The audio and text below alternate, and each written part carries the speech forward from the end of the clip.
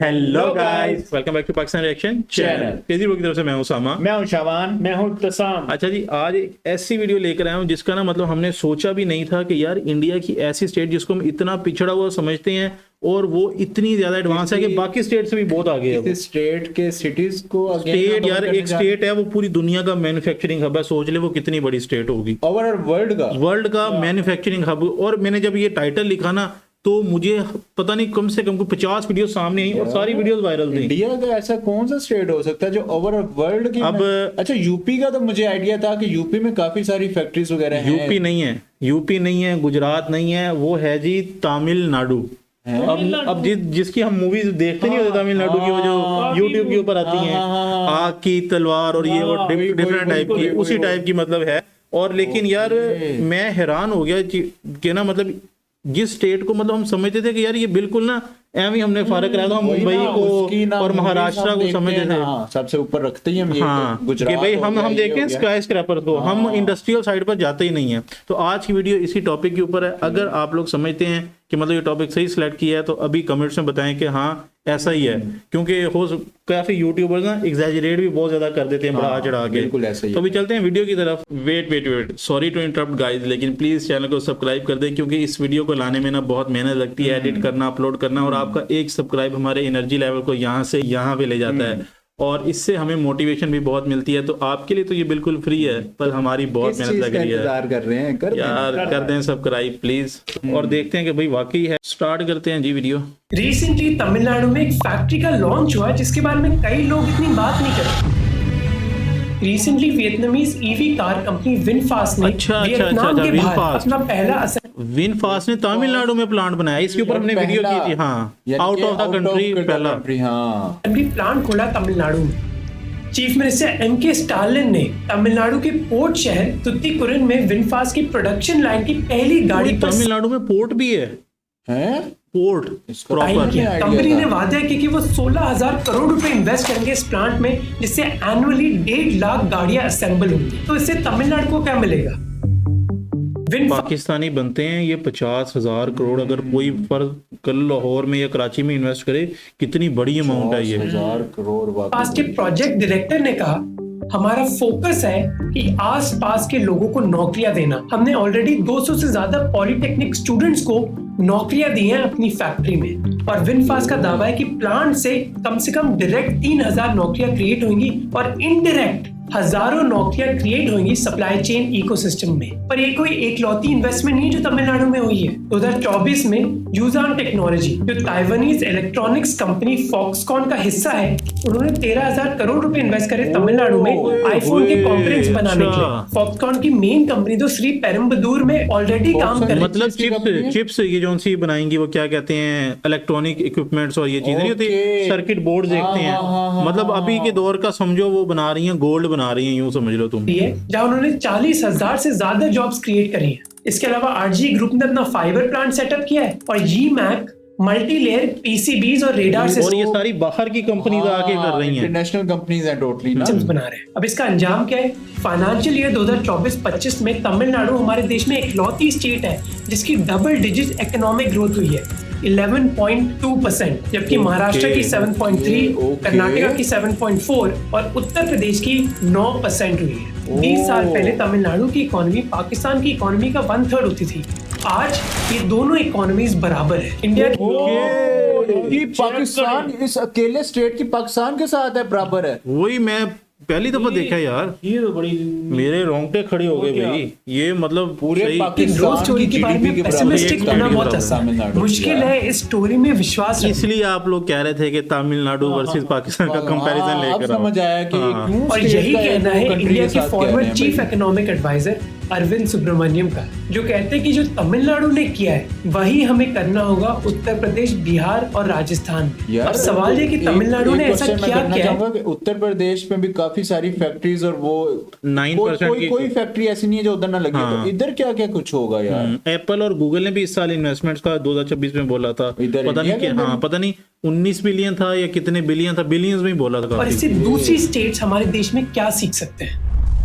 अब आगे बढ़ने से पहले I want to recommend a 2-day AI workshop by Outskill a today's sponsor. इसको skip कर दूं? AI फर्स्ट प्लेटफॉर्म है जिसको कई टॉप यानी कि लगातार 16 करके अब अपने काम को कैसे ऑटो प्रेजेंट आप इमेज और वीडियो जनरेशन कैसे करते हैं और आप यार अपनी आप सब्सक्राइब तो करके आए जरा हमारा channel boost immediately into your job और योर बिजनेस। 1 लाख से ज्यादा लोग अच्छा भाई, अच्छा सुन लिया। हम ये इमेजिन करते हैं कि कोई भी लड़का या फिर लड़की अपने लैपटॉप में कोडिंग कर रही होगी, पर ये जो हमारी इमेजिनेशन है ना, ये मिसरिप्रेजेंटेड है। क्योंकि अगर आप दूसरे डेवलप देशों की हिस्ट्री पढ़ोगे आपको समझ आएगा कि उनके अमीर होने के पीछे एक बहुत बड़ा कंट्रीब्यूशन मैन्युफैक्चरिंग सेक्टर को है। मैन्युफैक्चरिंग एक ऐसा सेक्टर है जिससे गरीब लो स्किल्ड वर्किंग क्लास एक higher standard of living achieve कर सकती है। आप अमेरिका की बात करो, यूनाइटेड किंगडम की बात करो या फिर चाइना की, ये सब अमीर मैन्युफैक्चरिंग में इन्वेस्ट करके ही हुए। चाइना आज पूरा दुनिया का मैन्युफैक्चरिंग कैपिटल है और दुनिया का ऑलमोस्ट 30% मैन्युफैक्चरिंग। और इस चाइना से फिर इस वजह से कोई फटा भी नहीं ले सकता क्योंकि सारा सामान तो चाइना से आता है। चाइना से कोई दुनिया की ऐसी कंट्री नहीं है जिधर ये सामान नहीं भेजता हुआ। तो भाई इन्होंने तो कहना चलो इसमें ना एक बड़ा स्मार्ट मूव लिया इंडिया ने मेड इन इंडिया प्रोडक्ट्स के ऊपर के जो चीजें है ना वो कोशिश करते हैं कि मेड इन इंडिया बनाए। उनके देश से ही आता है और यही रेसिपी अब तमिलनाडु फॉलो कर रही है। उन्होंने एक स्ट्रॉन्ग टैलेंट पूल तैयार किया है मैन्युफैक्चरिंग सेक्टर के लिए और इस टैलेंट पूल की वजह से ही अब कई कंपनीज तमिलनाडु में अपने ऑपरेशन सेटअप करना चाहते हैं। हमारी सरकार ने annual survey of industries publish करी जिसके हिसाब से सबसे ज्यादा लोग जो मैन्युफैक्चरिंग में काम कर रहे हैं वो तमिलनाडु में है। और ये कोई लक बाय चांस नहीं है, बल्कि तमिलनाडु ने कई सालों से इसी चीज पर फोकस किया है। उन्होंने फोकस किया कि हम क्वालिटी टैलेंट कैसे दे पाए इन फैक्ट्रीज को, और जवाब है इंजीनियर्स। पूरे देश के 17% इंजीनियर्स बस तमिलनाडु में है। जब आप इंजीनियरिंग कॉलेजेस का भी नजारा देखोगे आपको एक क्लियरली परसेंटेज के लिहाज से ना देखें, मतलब वैसे देखें कि 17% सिर्फ वो तमिलनाडु के अंदर ही है। बड़ी बात है कि तमिलनाडु उस रेस में भी आ गया। इसका मतलब है इधर एजुकेशन का लेवल कितना स्ट्रांग होगा। जब पूरी स्टेट में करीब 500 इंजीनियरिंग कॉलेजेस हैं और NIRF रैंकिंग्स के हिसाब से सबसे ज्यादा टॉप रैंक कॉलेजेस तमिलनाडु में ही है, 13 कॉलेजेस, जबकि ये नंबर कर्नाटका में 9 है, दिल्ली में 7 और तेलंगाना में 6। और इंजीनियरिंग कॉलेजेस तो एक तरफ है, दूसरी तरफ तमिलनाडु ने पॉलिटेक्निक्स और ITIs पर फोकस किया। मतलब ओवरऑल देखा जाए तो एजुकेशन किसी भी स्टेट की ना या कंट्री की बैकबोन है। लिटरेसी रेट इंडिया में वैसे भी ओवरऑल ज्यादा है लेकिन ये तमिलनाडु में सबसे ज्यादा है। ITIs यानी कि इंडस्ट्रियल ट्रेनिंग इंस्टीट्यूट्स ऐसे इंस्टीट्यूट्स हैं जहां हमारे देश के ब्लू कॉलर वर्कर्स को ट्रेनिंग दी जाती है, चाहे वो एक कारपेंटर हो या फिर इलेक्ट्रिशियन। और ऐसे इनिशिएटिव्स ये होता है ना प्रॉपर स्किल सिखाना किसी को। जैसे उन स्टूडेंट्स को मौका मिलता है जो IIT तो नहीं गए पर उतना ही जज्बा है उनमें, जैसे रेवती जिनके माँ बाप गाड़ी चलाते हैं और सब्जी बेचते हैं। उन्होंने एक सरकारी अपस्किलिंग कोर्स किया बिजनेस एनालिटिक्स में और आज तमिलनाडु की एक फैक्ट्री में काम कर रही है। या फिर अनुश्री जो तिरुपुर शहर के एक टेलर की बेटी है, उन्होंने क्लाउड कंप्यूटिंग का कोर्स किया और अब तमिलनाडु की ग्रोथ स्टोरी में इन्वॉल्व है। सबसे इंटरेस्टिंग चीज जो तमिलनाडु की ग्रोथ स्टोरी के बारे में है वो है कि अगर आप उनकी फैक्ट्रीज में जाओगे ना तो कई फैक्ट्री वर्कर्स महिलाएं हैं। हाँ, ये चीज हमने भी नोट की थी, बहुत सारी करीब 15 लाख महिलाएं इंडियन फैक्ट्रीज में काम करती है, जिनमें से 42% तो तमिलनाडु में है। फॉक्सकॉन ने ली जो एक चाइनीज इंजीनियर है उनको इंडिया भेजा ताकि वो अपनी इंडियन फैक्ट्री की एफिशिएंसी बढ़ा सके चाइना के मुकाबले। जब ली फैक्ट्री के अंदर घुसे तो उन्होंने देखा कि हर चीज उनकी चाइनीज फैक्ट्री की तरह ही है, इक्विपमेंट हो, फैक्ट्री का लेआउट हो, पर एक चीज बहुत अलग है कि जो वर्कर्स हैं वो ऑलमोस्ट सारी महिलाएं हैं। फॉक्सकॉन की तमिलनाडु फैक्ट्री में करीब 40,000 वर्कर्स में से 35,000 महिलाएं हैं।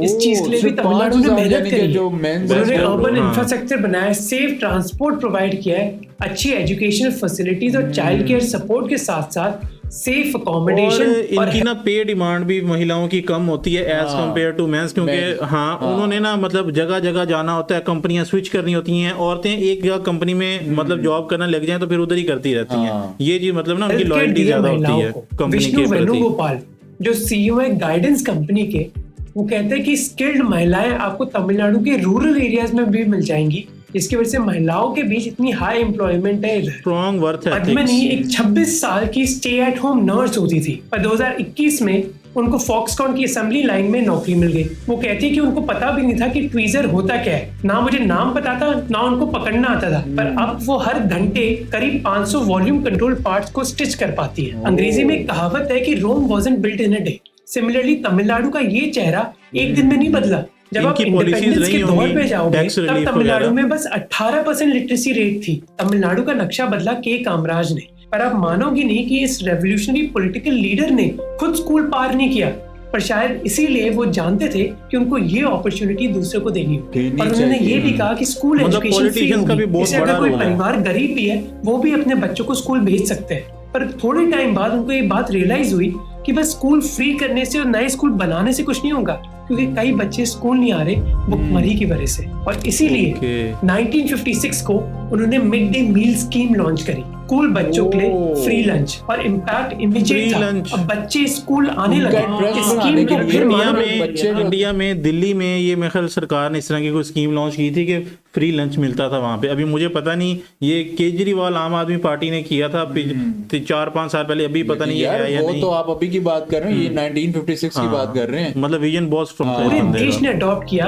और देश की एजुकेशन सिचुएशन बदल गई। स्कीम के लॉन्च होने के बाद कामराज को एक नया नाम दिया गया, कल्वी थंथई, यानी कि फादर ऑफ एजुकेशन। पर पॉलिटिक्स के बारे में इंटरेस्टिंग चीज ये है कि जब आप एक हाई स्टैंडर्ड डिलीवर कर देते हो ना, तो आने वाले पॉलिटिकल लीडर्स भी उसी स्टैंडर्ड को मीट करते हैं। इसकी वजह से क्योंकि जब अगर उसको हराना है तो उससे और अच्छा काम करके ऐसा ही दिखाना है। होगा। ललिता चीफ मिनिस्टर बनी, उन्होंने फ्री बाइसिकल स्कीम लॉन्च करी ताकि स्कूल्स की एनरोलमेंट रुकी ना। उन्होंने Tamil Nadu skill development corporation launch किया ताकि नौजवान को ढंग की ट्रेनिंग मिले। बस 1-2 साल की बात नहीं है, तमिलनाडु ने मानो 20-30 साल से एजुकेशन और हेल्थ में इन्वेस्टमेंट्स करी है। टीआरबी राजा, जो तमिलनाडु के इंडस्ट्री मिनिस्टर है, उन्होंने ये कहा था कि हमारा फोकस इन्वेस्टमेंट से ज्यादा नौकरियों पर है। हम उन कंपनीज को प्रेफर करते हैं जो नौकरियां क्रिएट करेंगी। आईवीपी सेमी के सीईओ राजा मणिकम ने तमिलनाडु के बारे में कहा कि स्टेट के नौजवानों के पास इंग्लिश स्पीकिंग और कॉम्प्रिहेंशन स्किल्स है, जिसकी वजह से वो लीडरशिप रोल्स ले पाते हैं। इंग्लिश स्पीकिंग क्योंकि इंटरनेशनल Interesting चीज़ लैंग्वेज ये है कि डेफिनेटली। हमारे देश के कई स्टेट्स में ऐसे जो नहीं हम growth कहते है ना, कि वो आज वो बहुत छोटा छोटा concentrated बच्चा जो है वो कैसे उनकी परफेक्ट स्पीकिंग लैंग्वेज है है। ना। कुछ ही शहरों में आपको दिखेगी, जबकि तमिलनाडु में वो ज्यादा डिवर्सिफाइड है। चेन्नई के अलावा कोयम्बटूर, मदुरई और तिरुचि में भी आपको इंडस्ट्रीज मिल जाएंगी। और जब आप कई इकोनॉमिस्ट से सवाल पूछोगे कि तमिलनाडु इधर तक पहुंचा कैसे, चाहे वो जॉन ड्रेज हो, अमर्त्य सेन हो या फिर कार्तिक मुरलीधरन हो, वो एजुकेशन सिस्टम के अलावा तमिलनाडु के हेल्थ केयर सिस्टम के बारे में भी बात करते हैं। तमिलनाडु ने अच्छी हेल्थ केयर दी है, वो भी कम दामों में। जब सेंट्रल सरकार ने कहा कि वो प्राइमरी हेल्थ सेंटर्स भाई के लिए जो पैसा कोई देंगे, बंदा हमारी वीडियो तमिलनाडु से देख रहा है वो हमें लाजमी बताया कि उधर के जो गवर्नमेंट हॉस्पिटल्स हैं उनकी क्या सिचुएशन है। हाँ। या फिर अगर आप लोग कमेंट करेंगे ना कुछ ज्यादा, तो हम गवर्नमेंट जो हॉस्पिटल्स हैं ना उनका कोई डिफरेंट स्टेट के साथ कंपैरिजन भी लेके आ सकते हैं। बहुत अच्छा टॉपिक तो है। तमिलनाडु ने इन प्रोजेक्ट्स को एग्जीक्यूट किया। उन्होंने लोकल इम्यूनाइजेशन प्रोग्राम्स लॉन्च करे, महिलाओं के लिए मटर्निटी केयर के प्रोग्राम्स बनाए, और इसी वजह से इन्फेंट डेथ रेट के मामले में तमिलनाडु दूसरे नंबर पर है हमारे देश में। तमिलनाडु ने दूसरे स्टेट्स के मुकाबले मिलेनियम डेवलपमेंट गोल्स कई समय पहले अचीव कर लिए। और देखो, स्टैटिस्टिक्स बताना आसान है, मेन चीज ये है कि तमिलनाडु के पॉलिटिशियंस ने अपने स्टैंडर्ड्स गिरने नहीं दिए। मोनिका दास गुप्ता ने वर्ल्ड बैंक के एक आर्टिकल में लिखा कि और तमिलनाडु भाई वो कहते हैं ना कि नंबर स्पीक्स। इंसान जितना मर्जी झूठ बोले, जो मर्जी करे, लेकिन नंबर्स बताते हैं कि भाई कहाँ पे काम हुआ, कहाँ पे नहीं हुआ। सरकार ने इंश्योर किया कि जो उनकी पॉलिसी है वो ज्यादा बदले ना, जिससे स्टेट अच्छी लॉन्ग टर्म प्लानिंग कर पाए। तो तमिलनाडु के लोगों के अलावा भी हमें श्रेय देना चाहिए उनके पॉलिटिशियंस को, और इससे हम बहुत सीख सकते हैं। Attitude of politicians. 1991 में इंडियन सरकार ने एक हिस्टोरिक डिसीजन लिया, अपनी इकोनॉमी को लिबरलाइज किया। हाँ, If we privatisation don't I wake थी। up now, we would have अच्छा, ये भी कोई mortgaged politician थे the ना? economic independence of this country. We will ensure that our industrial Manmohan Singh economy है। becomes a vibrant industrial economy. उसी साल तमिलनाडु की चीफ मिनिस्टर बनी जयललिता। जैसी हमारी इकोनॉमी खुलती है, एक सेक्टर है जिसमें बहुत ज्यादा पोटेंशियल है, ऑटोमोबाइल्स। आप इस Automobiles, इंडस्ट्री के इनोवेशन के महिंद्रा, बारे में इस टाटा। बात से अंदाजा लगा सकते हो कि सबसे बड़ी चीज इसी वजह से दुनिया में आजकल मेरे ख्याल में सबसे ज्यादा बाइक्स जो है ना दूसरे देशों में, वो इंडिया ही एक्सपोर्ट कर रहा हाँ है, जी। जो कमर नॉर्मल यूज की हैं। ऐसा ही जो है। इस इंडस्ट्री में हुई है वो है Bikes भी और 1980। एक होती है दौर स्पोर्ट चले। बाइक, एक स्पोर्ट गाड़ियां, वो मतलब दिखाने के लिए। एक है जो रियल यूज, कमर्शियल यूज, या फिर आम लोग जो यूज कर पाए, वो वाली गाड़ियां अब इंडिया मतलब उसमें काफी आगे है। क्योंकि मारुति चाइना की जो क्वालिटी है ना उसके ऊपर दुनिया का ट्रस्ट नहीं है। वो कहते हैं ना चाइना की चीज चले तो चांद तक, ना चले तो शाम तक। शाम तक भाई, बाकी वो ना Generic बिल्कुल लो क्वालिटी में होती है। प्लास्टिक तो वो ऐसा नहीं लगाना। मारुति सपना जो इंडियन गवर्नमेंट और जापानीज कंपनीज अपने पास जो मेहरान आती थी, जॉइंट वेंचर 10 सालों तक मानो कुछ हुआ ही नहीं। फिर 1991 के बाद मानो एक बड़ा डिसीजन लिया गया। गाइस आप गैस करें कि हमारे पास अभी भी जो मेहरान आती है, क्योंकि 2019 में डिसकंटिन्यू हुई, इसकी क्या प्राइस होगी अभी गैस करें। अभी जो 19 मॉडल है ना वो 18 लाख रुपए की ये डब्बा जिसमें एसी भी नहीं है। अनाउंस किया कि वो इंडिया में आएंगे और उन्होंने महिंद्रा एंड महिंद्रा के साथ टाई अप किया इस एंट्री के लिए। फोर्ड ने अपनी टीम 3 शहरों में भेजी ये देखने के लिए कि उनको अपना प्लांट कहाँ लगाना चाहिए, गुड़गांव, पुणे या फिर मद्रास जो अब चेन्नई में है। पर फोर्ड का कहना था कि यार मद्रास हमारे लिए सही नहीं है क्योंकि मार्केट तो नॉर्थ और वेस्ट इंडिया में है, तो हम उधर ही देखेंगे। पर मद्रास में स्किल्ड वर्कर्स, इंजीनियर्स, एक अच्छा पोर्ट और एक मजबूत कार पार्ट्स की इंडस्ट्री है। कई ऑटो कंपनीज ऑलरेडी उधर है, जैसे टीवीएस मोटर्स या फिर अशोक लेलैंड। इनकी बसेस बड़ी फेमस है अशोक की। बहुत मैंने कंफ्यूजिंग ट्रैवल भी किया, traffic jam, water logging. Dubai में अशोक की बसेस बहुत, मतलब जो कंपनीज है ना, ये जो पॉलीमर प्लांट्स हो गए, पेट्रोकेमिकल्स वाले हो गए, दूसरे तीसरे जितने प्लांट्स, उन सब में इनकी बसेस होती हैं उनको एम्प्लॉयज को लाने ले जाने के लिए। और इधर ही तमिलनाडु की सरकार ने डिसाइड किया कि वो किसी ना किसी तरह फोर्ड को कन्विंस करेंगे। जयललिता को रियलाइज हुआ कि अगर फोर्ड की डील तमिलनाडु में आ गई तो उनकी स्टेट, नौकरियां, इंडस्ट्री और खुद की प्रेस्टीज को बहुत फायदा मिलेगा। जब फोर्ड की टीम्स मिशिगन से इंडिया आई तो जयललिता ने मानो उनके लिए कारपेट बिछा दिया। फ्लुएंट इंग्लिश बोली, पूरा डेटा तैयार रखा, महंगे कप्स में चाय पकड़ाई और इंप्रेशन जो कहते हैं ना, first impression is the last impression. Treatment दी सरकार ने फोर्ड की टीम को। सरकार ने उनको 36 एकड़ की जमीन भी दी, बस 30 करोड़ रुपए के लिए। रोड, ड्रेनेज सिस्टम और बेसिक इंफ्रास्ट्रक्चर बनाने का वादा भी किया इलाके में, और ये भी कहा कि हम आपको फाइनेंशियल सपोर्ट देंगे आपकी फैक्ट्री के लिए।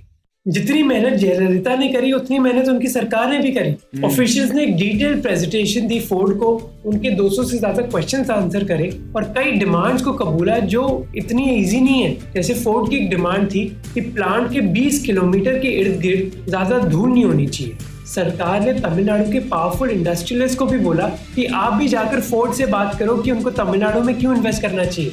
1 साल की नेगोशिएशंस के बाद 1995 में फोर्ड ने अपनी फैक्ट्री सेटअप करी मद्रास में। जो चीज तमिलनाडु सरकार ने फोर्ड के लिए करी, कुछ समय बाद उन्होंने वही चीज ह्यूंडई के लिए भी करी।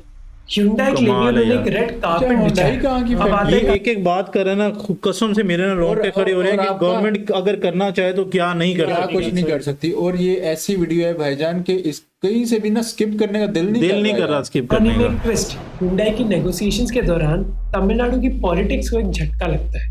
जयललिता एक बहुत बड़े करप्शन केस में उलझ जाती है। करुणानिधि अगले चीफ मिनिस्टर बनते हैं और वो ये कहते हैं कि वो ह्यूंडई को वो चीजें देंगे ही नहीं जिनको जयललिता ने वादा किया था। पर करुणानिधि के फैमिली मेंबर और यूनियन कैबिनेट के मेंबर एम मरन ने उनको समझाया कि अगर आपने ये इस कंपनी के साथ किया ना तो अगली बार कोई भी कंपनी किसी भी तमिलनाडु सरकार पर भरोसा नहीं करेगी। और ऐसा ही है। करुणानिधि ने कहा कि वो ये चीज नहीं करेंगे और जो वादा किया है उसको निभाएंगे। जो गलती वेस्ट बंगाल ने करी टाटा नैनो के साथ और आंध्र प्रदेश ने करी अमरावती के साथ, तमिलनाडु में पार्टी बदलने से सरकार की इंडस्ट्रियल पॉलिसीज नहीं बदली। ये पॉलिटिक्स के दरमियान बड़ा लोचा होता है। हाँ, कि मतलब ये आता है वो पिछले के प्रोजेक्ट्स बंद कर देता है या उसको कंटिन्यू नहीं करता। अमरावती की भी इसी वजह से प्रोजेक्ट बंद हो गया था यार। लेकिन अमरावती की कोई अपडेट अगर आजकल है न्यूज में, क्योंकि मैंने सुना था कोई 3-4 मंथ पहले उस पर वीडियोस काफी आ रही थी, उस पे मतलब क्या सीन चल रहा है अभी? वो कंटिन्यू हो गई या बन रही है वहां पे जगह, या वो स्टॉप लगा हुआ है वहां पे अभी भी? और AIADMK के बीच में एक मानो इनफॉर्मल पार्टनरशिप बन गई कि हम एक दूसरे की इंडस्ट्रियल पॉलिसी को कॉन्ट्रडिक्ट नहीं करेंगे। टाइम्स ऑफ इंडिया ने अपने आर्टिकल में क्लियरली लिखा है कि एम करुणानिधि और जयललिता चाहे कट्टर दुश्मन क्यों ना हो राजनीति के मामले में, पर स्टेट की इंडस्ट्रियलाइजेशन के मामले में टक्कर नहीं करेंगे। इससे बिजनेसेस को भी फायदा मिलता है क्योंकि उनको कंसिस्टेंसी और स्टेबिलिटी मिल जाती है पॉलिसी मेकिंग में। इसीलिए ऑटोमोबाइल्स और इलेक्ट्रॉनिक्स बिजनेसेस जहां इन्वेस्टमेंट के बाद कई साल लगते हैं। यार अगर आपको ये वीडियो अच्छी लगी ना तो लाजमी सब्सक्राइब कीजिएगा, क्योंकि इसी से ना मतलब हम अच्छे टॉपिक्स लेकर आएंगे। हमें पता चलेगा कि हमारी ऑडियंस अवेयर है, एजुकेटेड है और मैच्योर है, तभी हम इससे, अदरवाइज हमें ना कोई बिल्कुल ही ना जरा इंटरटेनमेंट कैटेगरी में जरा लो क्लास करना पड़ता है फिर, ऐसा ही है। क्योंकि वहाँ पे जो ऑडियंस है ना वो बड़े अच्छे खासे व्यूज देती है। रिटर्न पाने के लिए उन्होंने ये माना कि तमिलनाडु में इन्वेस्ट करना बेस्ट डिसीजन है। तीसरी चीज जिससे तमिलनाडु को फायदा मिला वो है नेटवर्क इफेक्ट्स। फोर्ड के बाद Hyundai आई, Hyundai के बाद BMW, Daimler, Renault, Nissan, Mitsubishi और Yamaha। थोड़े समय बाद तमिलनाडु डेट्रॉइट ऑफ इंडिया बन गया और आज दुनिया के टॉप 10 ऑटोमोबाइल हब्स में से एक है। आप खुद सरप्राइज हो जाओगे ये जानकर कि कितने ऑटोमोबाइल पार्ट मैन्युफैक्चरर्स है तमिलनाडु में। आप इस लंबी लिस्ट को लिस्ट देख तो कितनी इससे लंबी जा रही पूरा है। इकोसिस्टम बन गया इस बहुत सेक्टर ज्यादा के। है। इससे अगर कोई नई कार कंपनी भी होगी ना वो भी यही चाहेगी कि वो तमिलनाडु में इन्वेस्ट करे, क्योंकि हर क्योंकि चीज आसान parts हो तो सारा गई उधर बन रहा है। टैलेंट को हायर Parts करना के आसान अलावा है, एक trust सप्लायर्स build को हो चुके ढूंढना हैं ना। आसान। और तीसरी चीज है कि सामान फॉरेन कंपनीज पोर्ट उधर है, स्किल्ड लेबर उधर है, हाँ। गवर्नमेंट फुल सपोर्ट दे रही है, और चाहिए क्या किसी कंपनी या इंडस्ट्रियलिस्ट को। तो आंख बंद चेन्नई करके 3 इन्वेस्ट बड़े करेंगे पोर्ट्स भाई। के पास है, चेन्नई पोर्ट, एन्नोर पोर्ट और कट्टुपल्ली पोर्ट, जिसके लिए 3 गाड़ी और ports हैं। स्पेयर पार्ट्स एक्सपोर्ट करना बहुत आसान हो और जाता हमें है। पता पर इस तक नहीं था नेटवर्क आज इफेक्ट तक। में भी ना एक इंटरेस्टिंग चीज है कि ये नेटवर्क सेंट्रलाइज नहीं है बल्कि थोड़ा डिसेंट्रलाइज्ड है। इसका क्या मतलब हुआ? इसका मतलब ये है कि जो इंडस्ट्रियल ग्रोथ है तमिलनाडु में वो बस 1-2 शहर में कॉन्सेंट्रेटेड नहीं है। 2024 की एक रिपोर्ट के हिसाब से तमिलनाडु का आधा स्टेट डोमेस्टिक प्रोडक्ट 8 अलग डिस्ट्रिक्ट से आता है, यानी कि तमिलनाडु में इकोनॉमिक ग्रोथ बहुत डिवर्सिफाइड है। चेन्नई 12% स्टेट आउटपुट जनरेट करती है, कोयम्बटूर 6% और तिरुपुर, त्रिची और वेल्लोर जैसे शहर 2 से 5%। जबकि कर्नाटका में अर्बन बैंगलोर स्टेट की 36% जीडीपी के लिए जिम्मेदार है। कर्नाटक और महाराष्ट्र में अभी भी ग्रोथ बहुत हेविली कॉन्सेंट्रेटेड है उनकी कैपिटल सिटीज में। अब देखो मैं ये भी नहीं बोलूंगा कि हर वो चीज कहते हैं ना खरबूजे को देके खरबूजा रंग पकड़ना। अब एक जगह पे वो पॉलिटिशियंस टाइट हैं, तो बाकी स्टेट्स में भी भाई वो फिर पॉलिटिशियंस कहते हैं उधर जो काम हो रहा है हमने भी इधर क्वालिटी ऑफ सर्विस इंप्रूव ही करनी है अपनी। परफेक्ट है तमिलनाडु के बारे में। एक बड़ी इंफ्रास्ट्रक्चर कंपनी के मैनेजिंग डायरेक्टर कन्नन रामास्वामी कहते हैं कि जब south Korean company Kia Motors Tamil Nadu में एक प्लांट खोलना चाहती थी, ये तब भी इधर ही है। तमिलनाडु के सरकारी ऑफिशियल्स ने जमीन की कॉस्ट का 50% घूस में मांगा। और तमिलनाडु में करप्शन की लिस्ट बहुत लंबी है। कई बड़े मिनिस्टर्स के खिलाफ आपको करप्शन केसेस मिलेंगे, जैसे सीनियर डीएम भाई जहाँ पे हाँ, पैसा होता है ना, वहाँ पे यहाँ पे ये- एक इतना कुछ होता है, वहाँ पे थोड़ी बहुत करप्शन भी होती है। हाँ। और वो बड़ी एक फेमस एक सर्वे हुआ था, उसमें कहा था कि दुनिया से ना आप करप्शन को कभी खत्म नहीं कर सकते, मिनिमाइज कर सकते हैं, बस हाँ। कम से कम कर सकते हैं, खत्म नहीं मुर्गन कर के सकते। खिलाफ कोई 2002 और 100% एक 2011 लाख में लीडर करप्शन होगा केस जो डाला नहीं गया प्रमोट करेगा, कि ये उनके नहीं पास ऐसा ही 5 है। करोड़ के एसेट्स हैं जो उनके पास होने नहीं चाहिए। ट्रायल कोर्ट ने 2007 और 2017 में कहा कि इस केस में कोई प्रॉब्लम नहीं है। तमिलनाडु के एंटी करप्शन ब्यूरो ने इस ऑर्डर को चैलेंज किया मद्रास हाई कोर्ट में और अप्रैल 2025 में अब ये केस वापस चल रहा है। ऐसा ही कुछ हुआ फॉर्मर AIADMK के चीफ मिनिस्टर E.K. पलनिस्वामी के साथ। करीब 5000 करोड़ के टेंडर पर सवाल उठाए गए। In fact former chief minister Jayalalithaa और उनकी क्लोज साथी शशिकला पर भी ऐसे ही सवाल उठ चुके हैं कि उन्होंने चेन्नई में अपने पोस्ट गार्डन घर को मनी लॉन्ड्रिंग के लिए यूज किया। तो बात यह है कि तमिलनाडु में करप्शन के बावजूद उधर काम चल रहा है। इनफैक्ट मैंने रिसेंटली एक ट्वीट पढ़ा कि करप्शन आपको हर जगह करना पड़ता है, तमिलनाडु में बस वो करप्शन एफिशिएंट है, एक जगह पैसा देना पड़ता है, जबकि दूसरी स्टेट में आपको 2-3 जगह देना पड़ता है। यही तो खास बात है इंडिया की। पर देखो मैंने वीडियो स्टार्ट किया था ऑप्टिमिज्म के टोन पर, तो वो टोन चेंज नहीं करते। फैक्ट ये है कि Tamil Nadu has shown rest of Indian states that you can grow at double digit growth, कि हम फैक्ट्रीज बना सकते हैं, हम इंजीनियर्स को नौकरियां दे सकते हैं और हम महिलाओं को भी लाइवलीहुड दे सकते हैं। जिस तरह तमिलनाडु में 2 पॉलिटिकल पार्टीज ने एक दूसरे के साथ कंपटीशन किया कि कौन कितना आगे लेकर जा सकता है अपनी स्टेट को, वैसा ही कंपटीशन हमें चाहिए इंडियन स्टेट्स के बीच। हमें चाहिए गुजरात, महाराष्ट्र, आंध्र प्रदेश, उत्तर प्रदेश, बिहार, ये सबसे पंजाब, छोटा हरियाणा, state लग रहा है मुझे। उत्तराखंड, हाँ। सिक्किम, असम जैसी स्टेट्स एक दूसरे को बोले कि हम इनसे क्या सीख सकते हैं और क्या बेहतर कर सकते हैं। Overall जी, आप इमेजिन करें, ये थी इनकी वीडियो, लेकिन ना बेहतरीन बेहतरीन भाई ने आप क्या बात कर रहे हो? मैं कह रहा हूँ आप इमेजिन करें कि जस्ट ये एक स्टेट है तो भी ये इकट्ठे हो जाएं सब स्टेट्स, तो ये और क्या कुछ भाई नहीं कर एक सकते स्टेट तमिलनाडु और उसकी जीडीपी पाकिस्तान पूरे के बराबर पूरे है। पाकिस्तान के। बहुत बड़ी बात है ये। और बड़ा मतलब ना, यानी कि माइंड फ्रेश हुआ ये वीडियो देख के। और बहुत सारी की टेकअवेज थे, जैसे ना इसमें एक बड़ी अच्छी बात की गई कि मैन्युफैक्चरिंग हब्स और इंडस्ट्रियलाइजेशन जो उनकी है ना, वो ओवरऑल जो लोग उस जगह पे रहते हैं, उस स्टेट में रहते हैं, उनकी क्वालिटी ऑफ लाइफ को इंप्रूव करती है। लेकिन अगर कोई बंदा सर्विसेज जैसे एप्स वगैरह कोई बना रहा है, या तुमने कोई बहुत अच्छी ऐप बना ली, गेम बना ली, कोई सॉफ्टवेयर बना लिया, तुम ज्यादा से ज्यादा 2 लोग रखोगे, 10 लोग रखोगे मैक्सिमम। लेकिन अगर कोई प्लांट बनाते हो, कोई मैन्युफैक्चरिंग छोटा सा यूनिट भी बनाते हो ना तुम, तो उसमें भी तुम्हें 50 बंदे चाहिए एटलीस्ट, और वैसे भी और उसके लिए इंफ्रा बनाना है। फिर उसके अलावा जितने वो डिलीवरी के लोग लगेंगे, चीजें रोजगार कितना create होगा। हैरान ही हो गए, छोटे से इतनी छोटे मैन्युफैक्चरिंग, कार मैन्युफैक्चरिंग इस और तमिलनाडु सारे मेरे के अंदर ख्याल में है। तो सारे जो गाड़ियों के सिस्टम है, हाँ। प्लांट्स हैं, वो है ही तमिलनाडु में। सारे हम सारे समझते तो थे, बनवा दिए, किया हो गया, फोर्ड हो गया, हुंडई हो गया, एक तो और काफी सारे हम चीज़ थी। तमिल मूवी, तमिलनाडु की जो सी मूवीज नहीं, तमिल में यहाँ पे बोली जाती है शायद, हाँ। या मलयाली, मेरा तमिल ही कहते हैं यही कोई मेरे लैंग्वेज बोली हाँ। जाती है। और ना हम सिर्फ इनकी मूवीज देखते थे, और इनका सिनेमा भी उतना ही स्ट्रांग है बॉलीवुड की कंपैरिजन में। वो लहदा स्टोरी बात है। लाइन बहुत अच्छी हाँ। होती है भाई वो बॉलीवुड हाँ, कॉपी करता है, कॉपी करता है, ये भी है। समझ लेना कि वो कितनी परफेक्ट उनकी स्टोरीज वगैरह। तो भाई ओवरऑल ये थी आज की वीडियो। हाँ। आपने लाजमी बताना है कि आपको ये वीडियो कैसी लगी। अगर आप मजीद इस तरह के टॉपिक्स को हम चाहते हैं कि हम लोग कवर करें, अब तो मुझे ना एक और हो रहा है कि तमिलनाडु का ये जो कल्चर है, जो उनके घर हाँ, अक्सर हाँ। बने होते हैं, किस तरह ट्रेडिशनल टाइप ना, वो भी वो चीज़ भी कवर करने करना। चाहिए। हाँ। बाकी कौन कौन बंदा यार हमें देख रहा है तमिलनाडु से, वो तो कमेंट सेक्शन में बताए। बाकी मिलते हैं आपसे नेक्स्ट वीडियो में। अपना बहुत सारा ख्याल रखिएगा। टिल देन टेक केयर जी।